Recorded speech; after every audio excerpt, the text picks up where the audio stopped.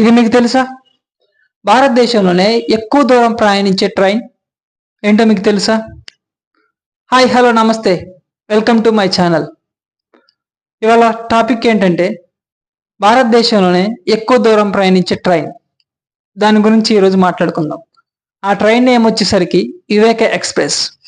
అది దాదాపుగా 4189 కిలోమీటర్లు ప్రయాణిస్తుంది. అది అస్సాంలోని దిబ్రూగఢ్ నుండి తమిళనాడులోని కన్యాకుమారి దాకా ప్రయాణిస్తుంది.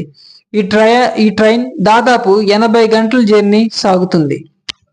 ఈ ట్రైన్కి వివేక ఎక్స్ప్రెస్ అనే పేరు ఎలా వచ్చిందంటే, వివేకానందుని 150వ జయంతి సందర్భంగా కేంద్ర ప్రభుత్వం ఈ ట్రైన్ని స్టార్ట్ చేసింది. ఆ సందర్భంలోనే ఈ ట్రైన్కి వివేక ఎక్స్ప్రెస్ అని నేమ్ పెట్టారు. ఈ ట్రైన్లో జర్నీ దాదాపు 80 గంటలు సాగుతుందని చెప్పాం కదా, కానీ ఈ జర్నీ చాలా ఆనందంగా ఆహ్లాదకరంగా సాగుతుంది.